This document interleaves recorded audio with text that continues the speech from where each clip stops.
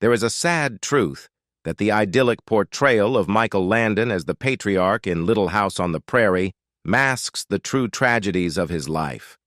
Behind the serene facade lies a series of devastating losses and personal upheavals. Landon's journey was marred by the wrenching separation of loved ones and the wreckage of 3 failed marriages. Consequently, his eventual demise from cancer was but another sorrow in life already acquainted with profound grief. Don't miss any details about Michael Landon's life because there are always shocks that you cannot imagine. Michael Landon's greatest tragedy started in April 1991 when he experienced a severe headache during a skiing vacation in Utah. The sudden and intense pain was alarming, prompting concern among his family and friends. Initially, the headache might have seemed like an isolated health issue, possibly related to the high altitude or physical exertion from skiing. However, as the pain persisted, it became evident that it was a symptom of a more serious underlying condition. Within 3 days of the onset of his headache, Landon sought medical attention and underwent a series of tests. The results were devastating. Landon was diagnosed with exocrine adenocarcinoma, an exceptionally aggressive form of pancreatic cancer. This type of cancer originates in the exocrine cells, which produce enzymes that aid in digestion. By the time of his diagnosis, the cancer had already advanced significantly, spreading to and affecting the surrounding tissues and blood vessels near his pancreas. This extensive involvement made the cancer inoperable and rendered any surgical intervention futile. The medical team informed Landon that his condition was terminal, leaving him with limited treatment options aimed primarily at managing symptoms and improving his quality of life for the remaining time. Confronted with the stark reality of his diagnosis, Landon reflected on the potential causes of his illness. He publicly acknowledged that his long-standing habits of smoking and drinking had likely contributed to the development of his pancreatic cancer. This admission was particularly poignant, given the recent loss of his dear friend and co-star, Victor French, who had died of lung cancer. French's death had a profound impact on Landon, prompting him to recognize the severe health risks associated with smoking. In the wake of his diagnosis, Landon made a concerted effort to quit smoking, hoping to mitigate any further damage to his health. Despite these efforts, the aggressive nature of his cancer progressed rapidly, leaving him with limited time to make amends for his past lifestyle choices. Landon's struggle with cancer and his candidness about its likely causes brought significant public attention to the dangers of smoking and excessive drinking. On May 9, 1991, Michael Landon made a significant public appearance on The Tonight Show starring Johnny Carson. This appearance was one of his first public discussions about his pancreatic cancer diagnosis. Landon used this platform not only to speak candidly about his illness, but also to address and condemn the tabloid press. He criticized the media for their sensational headlines and inaccurate stories that had been circulating since his diagnosis. Among the false claims, one particularly hurtful rumor suggested that Landon and his wife Cindy were trying to conceive another child. Landon passionately refuted these claims, emphasizing the need for respect and truth during such a challenging time. During his heartfelt conversation with Johnny Carson, Landon pledged to fight the disease with all his strength. He expressed his determination to battle the cancer and shared his deep appreciation for the support he had received. He also made a poignant appeal to his fans, asking them to pray for him as he navigated this difficult journey. His appearance was marked by a blend of vulnerability and resilience, offering a glimpse into his personal struggle while also rallying support from the public. Just 12 days after his appearance on The Tonight Show, Landon faced another serious health challenge. He developed a near-fatal blood clot in his left leg, a complication that required immediate medical intervention. Fortunately, the surgery to remove the blood clot was successful, allowing him to overcome this life-threatening hurdle. This medical emergency underscored the precariousness of his health situation, highlighting the constant and unpredictable challenges he faced. In June 1991, Landon continued to share his story with the public by granting Life magazine an exclusive interview. This interview, accompanied by a cover feature, provided an intimate look into his life, his family, and his ongoing battle with cancer. The Life magazine article offered readers an in-depth perspective on Landon's personal experiences and his reflections on his illness. It also served to humanize the actor, showing the strength and vulnerability of a beloved public figure facing a terminal illness. On July 1, 1991, at the age of 54, Michael Landon passed away in Malibu, California. His death occurred at 1:20 p.m., with his devoted wife, Cindy, by his side. Landon's passing marked the end of a courageous and public battle against pancreatic cancer, a struggle that had garnered widespread attention and sympathy. Following his death, Landon was laid to rest in a private family mausoleum at Hillside Memorial Park Cemetery, located in Culver City, California. This serene and respected cemetery is known for being the final resting place of many notable individuals. The choice of this location for Landon's interment reflected his family's desire for a private and dignified resting place for the beloved actor and family patriarch. Landon's headstone at Hillside Memorial Park carries a poignant and fitting epitaph that encapsulates the spirit of his life. The inscription reads, "He seized life with joy. He gave to life generously. He leaves a legacy of love and laughter." These words beautifully capture the essence of Landon's approach to life and his impact on those around him. Known for his vibrant personality and generosity, Landon brought joy and laughter to countless people through his work in television and his personal interactions. The mausoleum also serves as the final resting place for Landon's adopted son, Mark, who passed away in May 2009. Mark's inclusion in the family mausoleum underscores the deep bonds within the Landon family and the shared legacy they left behind. The presence of both father and son in this peaceful setting provides a place of remembrance and reflection for family, friends, and fans who wish to honor their memory.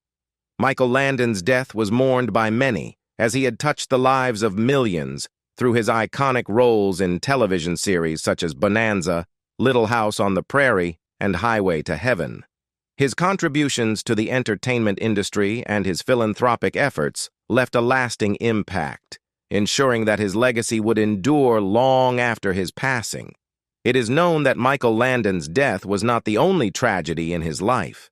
In the last years of his life, Michael had to experience many great shocks when witnessing the sudden death of his family members, starting with his beloved father. Around the year 1959, his father experienced a routine that was deeply ingrained in his daily life. He would have lunch next to a theater he managed and make it a point to sample the soup of the day during each visit. This routine provided a comforting regularity, but it was during one of these routine lunches that tragedy struck. According to Cheryl Landon Wilson in her book, I Promised My Dad, on an otherwise ordinary day, Landon's father remarked that the soup was as good as usual. Moments later, he suffered a major heart attack.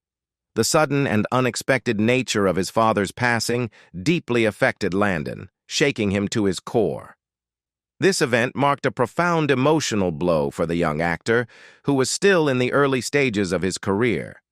Cheryl Landon Wilson described how her father, Michael, grappled with the loss. He was not only mourning his father, but also confronting a newfound fear about his own mortality. Landon began to worry that he might meet a similar fate, fearing that he too would die young from a heart attack. This fear, while unsettling, was transformed by Landon's characteristic sense of humor. He often turned this anxiety into a comedic act, where he would dramatically grab his chest, exclaim, "Adios," and pretend to drop to the ground. This coping mechanism was typical of Landon's approach to life's challenges, using humor to manage and mitigate his fears. Despite his personal grief, Landon took on the responsibility of handling his father's funeral arrangements. He ensured that all the costs were covered and took it upon himself to support his mother and sister financially. This commitment to his family's welfare was a testament to his character and sense of duty, further illustrating the depth of his care and responsibility toward his loved ones. Next, his mother's sudden death in 1981 became the second shock, even though the relationship between him and his mother was not good. Michael Landon often shared candid insights into his tumultuous childhood in various interviews over the years.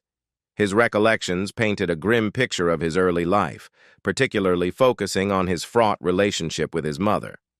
According to Landon, his mother was not only abusive but also mentally unstable, which cast a long shadow over his formative years. In a revealing interview with the Los Angeles Times, Landon disclosed that his mother regularly wanted to end her life. This constant threat of self-harm created an environment of fear and instability within the household. Adding to the emotional turmoil, Landon's mother was disturbingly open about her wish for his death, an admission that would have been deeply traumatic for any child. Landon delved further into these painful memories during a 1987 interview with Redbook magazine. He described his mother in stark terms, referring to her as a stabber, a kicker, and a wacko. These descriptors underscored the physical and emotional abuse he endured. He elaborated on her erratic behavior, explaining how she would often sit on the sofa in her nightgown, an outfit she habitually wore when upset, clutching a Bible and praying for his death. This image of his mother, a figure meant to provide love and security instead of invoking divine intervention to wish harm upon him, highlighted the extent of her instability and the severe psychological abuse he faced. Landon's portrayal of his mother was that of a deeply troubled individual whose actions had a lasting impact on him. He recounted that she would physically assault him, a stark contradiction to the nurturing role she was supposed to play. The mental and emotional scars left by her behavior were significant, shaping his views and responses throughout his life. In the book Conversations with Michael Landon, written by Tom Ido, Landon shared a particularly terrifying incident that encapsulated the fear and danger he lived with as a child. He recounted an episode where his mother chased him around with a knife, a traumatic experience that left a lasting impression on him. This anecdote, referenced via Showbiz cheat sheet, vividly illustrated the physical threat and emotional instability that defined his relationship with his mother. Landon's reflections on his mother's behavior were further explored in his final interview with Life magazine, conducted shortly before his death from pancreatic cancer in 1991 at the age of 54. During this interview, Landon spoke candidly about the numerous suicide attempts his mother made throughout his childhood. These attempts were a constant source of distress for young Landon, forcing him to confront the prospect of losing his mother repeatedly and unpredictably. This ongoing emotional turmoil significantly shaped his outlook on life and his understanding of human behavior. Despite her abusive and erratic behavior at home, Landon's mother presented a very different face to the outside world. Landon explained that she was notably kind and charming to strangers and those who did not know her well. To these people, she appeared to be the sweetest person, a perception that starkly contrasted with the reality that Landon and his family experienced. This duality in her behavior created a dissonance for Landon as he navigated the discrepancy between her public persona and the abusive behavior he endured privately. This dichotomy was profoundly confusing and hurtful for Landon, as it meant that his experiences were often invalidated by those who only saw his mother's kind exterior. People who interacted with her casually would have found it hard to believe the stories of her abuse and instability, making Landon's struggles even more isolating. He lived with the painful knowledge that the person others saw as sweet and gentle was capable of severe cruelty and emotional manipulation behind closed doors. Landon's candid discussions about his mother revealed the complexity of his childhood and the deep emotional scars he carried into adulthood, These experiences of fear, betrayal, and confusion shaped his character and influenced his work. Throughout his career, Landon often gravitated towards roles and projects that emphasized themes of resilience, family bonds, and overcoming adversity, perhaps as a way to make sense of his own turbulent past. Michael Landon also experienced a third shock when witnessing the passing of two close friends, Dan Blocker and Victor French. We all know Michael Landon was a foundational cast member of the iconic television series Bonanza, where he portrayed Little Joe Cartwright. His character was known for his youthful exuberance and adventurous spirit, and he quickly became a fan favorite. Alongside Landon was Dan Blocker, who played Hoss Cartwright, Little Joe's larger-than-life, kind-hearted brother. The dynamic between Landon and Blocker was a key element of the show, contributing significantly to its enduring popularity and the emotional depth of the Cartwright family. In 1972, after completing the filming of Bonanza's 13th season, a devastating event shook the cast and fans alike. According to Douglas Snoffer's book, The Show Must Go On, Dan Blocker underwent surgery to remove his gallbladder. This procedure, although considered routine, led to unforeseen complications. During his recovery, Blocker developed a blood clot, a serious and potentially life-threatening condition known as a pulmonary embolism. The clot traveled to his lung, obstructing blood flow and causing a sudden and severe medical crisis. Tragically, Blocker's heart stopped before surgeons could intervene to remove the clot. Despite efforts to save him, he passed away due to these complications. Dan Blocker was only 43 years old at the time of his death. His sudden passing was a significant loss not only to his family and friends, but also to the Bonanza cast and its dedicated audience. After the tragic loss of Dan Blocker, production on Bonanza eventually resumed, but the atmosphere on set was undoubtedly somber as the cast and crew grappled with the absence of their beloved co-star. Despite the profound grief, Michael Landon, who not only portrayed Little Joe Cartwright but was also deeply involved in the production of the series, made every effort to maintain a sense of normalcy and camaraderie among the team. Guest star Ken Howard, reflecting on his time on the set during those challenging months, remembered Landon's remarkable ability to uplift spirits with his infectious humor. Despite the weight of their collective loss, Landon remained a source of light and laughter, using his wit and warmth to buoy the spirits of those around him. His unwavering commitment to keeping up appearances and fostering a positive atmosphere spoke volumes about his leadership and compassion as both a colleague and friend. As filming for the season progressed and the final episodes were completed, Michael Landon took a poignant moment to address the cast and crew. In a heartfelt speech, he acknowledged the difficulty of carrying on without Dan Blocker by their side. His voice, typically steady and confident, broke with emotion as he spoke, underscoring the depth of his grief and the profound impact of Blocker's absence on the production. Landon's speech served as a poignant reminder of the profound loss they had all experienced and the enduring legacy of their dear friend and co-star. His vulnerability and raw emotion resonated deeply with those present, offering a moment of shared mourning and reflection. Through his words, Landon honored Blocker's memory and expressed the profound impact he had left on their lives and the show. Despite the tremendous loss, Bonanza persevered for one more season without Dan Blocker. However, his absence was keenly felt by both the characters within the show and the viewers who had grown to love Hoss Cartwright over the years. The decision to continue the series without Blocker was undoubtedly a difficult one, but it was a testament to the enduring legacy of Bonanza and the dedication of its cast and crew to carry on in the face of adversity. The year 1989 also marked another devastating loss for Michael Landon, this time hitting close to home with the passing of his dear friend and co-star, Victor French.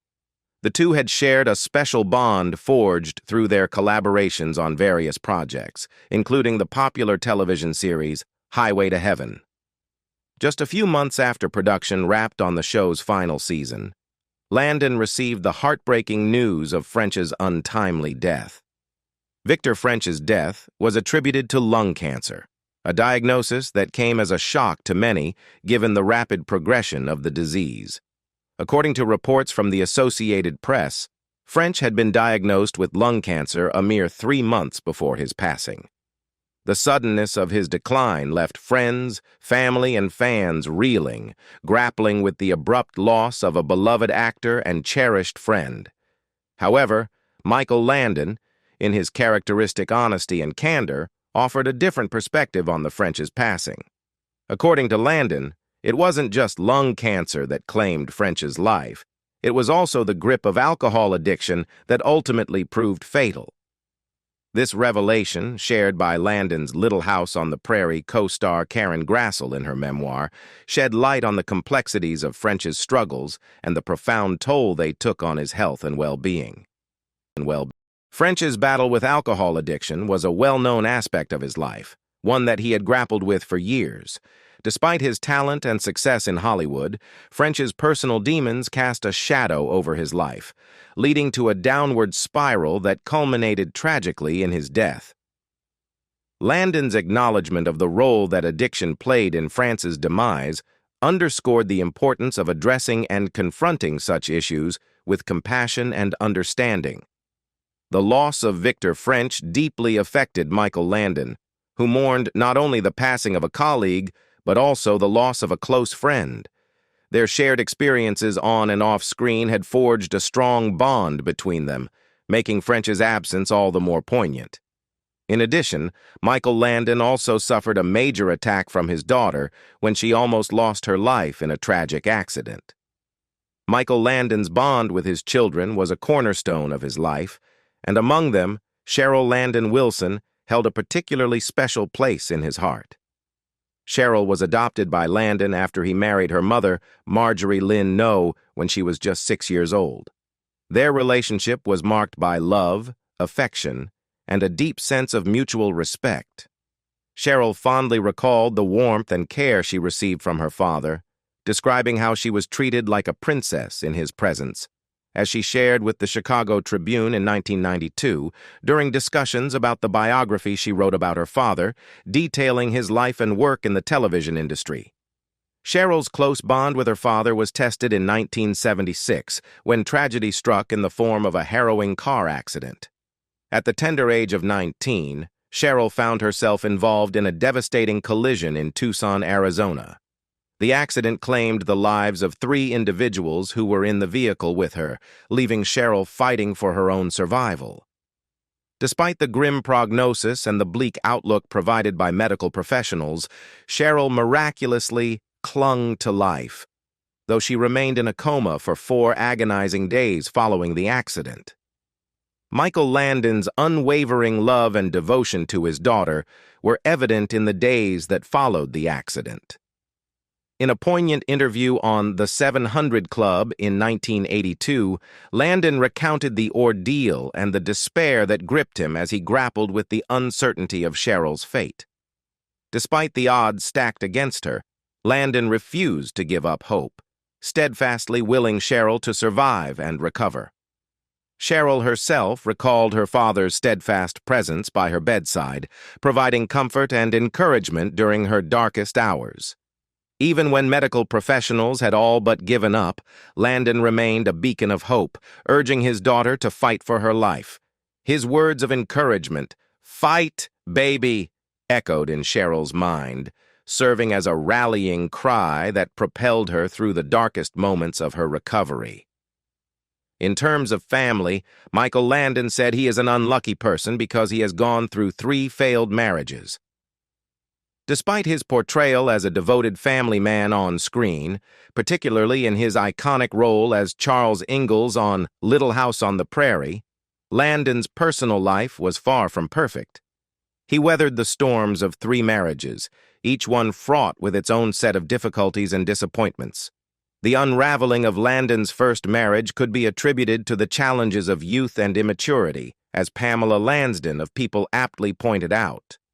The weight of early responsibilities and the pressures of stardom likely contributed to the strain on the relationship, ultimately leading to its dissolution. However, it was Landon's second marriage that garnered significant public attention and scrutiny, particularly surrounding the circumstances of its end. Landon vehemently denied the perception that he had left his second wife for a younger woman, vehemently defending his actions as being driven by deeper issues within the relationship. In a candid reflection on his personal life, Landon expressed his anguish over the misunderstanding, emphasizing that the decision to end his marriage was not motivated by a desire for a younger partner, but rather by fundamental differences and irreconcilable issues that had developed over time. Despite the challenges he faced in his romantic life, Landon ultimately found solace and happiness in his relationship with Cindy Clerico, a makeup artist he had met during his career. Their connection was undeniable, and Landon was deeply committed to building a life and family with her. Their union represented a fresh start for Landon, a chance to rewrite the narrative of his personal life and create the domestic bliss he had longed for. Landon's dedication to his newfound happiness was evident in his actions, including his decision to undergo a vasectomy reversal to expand their family.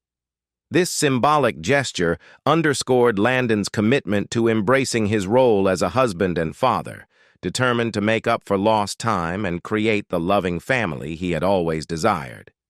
Believe it or not, during Michael Landon's career, he was criticized a lot for his perfectionism. As Michael Landon's career progressed, he sought greater creative control over his work, a desire that sometimes led to friction with his colleagues. Landon's determination to oversee his projects with meticulous attention to detail often clashed with the collaborative nature of television production, earning him a reputation for being demanding and exacting in his standards. When Landon transitioned into directing episodes of Bonanza and even took on writing duties, he became his own harshest critic. Despite his considerable talents, he found himself grappling with self-doubt and a relentless pursuit of perfection. According to the New York Times, Landon was known to scrutinize his own work relentlessly, often feeling dissatisfied with the results and comparing them unfavorably to previous episodes. This tendency to second-guess himself extended to his interactions with his colleagues, leading to disagreements and tensions on set. David Dortort, the executive producer of Bonanza, observed Landon's evolution as a director and writer with mixed feelings. While acknowledging Landon's rapid development as a director, Dortort also noted a shift in his behavior as an actor. Landon began to critique the work of other directors on the show, challenging their creative choices and pushing for changes that aligned with his own vision. Similarly, as a writer, Landon was known to question and challenge nearly every aspect of scripts penned by other writers, contributing to a growing sense of tension behind the scenes. Landon's insistence on maintaining creative control and his propensity for micromanagement led to conflicts with his colleagues, earning him a reputation for arrogance and stubbornness in some circles. However, Landon himself attributed his behavior to a desire to take responsibility for his work and to ensure that each project met his exacting standards. Rather than shifting blame onto others, Landon preferred to shoulder the responsibility for any perceived shortcomings, a reflection of his strong sense of integrity and accountability. What do you think about the tragedies that Michael Landon went through? Leave us your comments in the section below. We hope you have found this helpful video. Don't forget to leave a like, share, and subscribe to the channel if you like it. Thank you for watching this and see you in the next videos. Goodbye.